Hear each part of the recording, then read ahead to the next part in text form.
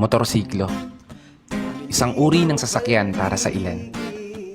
Pero para sa isang rider na gaya ko, tao na rin maituturing yung bagay na yan. Wala mang buhay o hindi man yan nagsasalita. Maniwala ka man o hindi. Pero para sa akin, kaibigan ko yan. Yung iba nga, halos asawahin na. Kaya pasintabi sa ilang magkasintahan dyan ha.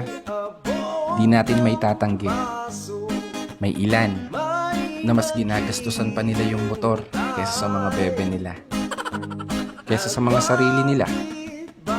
Imagine, karamihan may pambili ng pyesa, pero yung brief daig pa na baril ng shotgun. Kasi ang motorsiklo, hindi lang yan bagay na pwede mong sakyan. Hindi lang yan basta bagay na pwede mong bigyan ng pangalan. Yan ay isang bagay na may kakayahang magbigay kulay sa buhay ng sinuman. Pwede mong makasama sa tuwing papasok ng trabaho o uuwi ka ng bahay. Kasangga ng karamihan sa paghahanap buhay.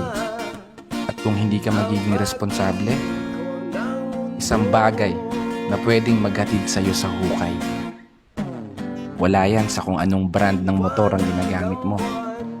Pag hindi mo sinamahan ng disiplina, patay ka. Pero seryoso, wala yan sa forma o sa disenyo o sa kung anong klaseng motor ang meron ka. Luma man yan o bago, sarili man o hulugan. Ingatan mo at pahalagahan hindi lamang ang motor, pati ang buhay na meron ka. At syempre, dapat huwag ka nang gagaya sa iba. Mga kamote rider, ika nga nila. Ipakita at patunayan natin sa lahat na mas marami pa rin ang mga disiplinadong rider sa kalsada. Palaging sumunod sa batas trapiko. At higit sa lahat, palaging mag-ingat saan man ang biyahe mo.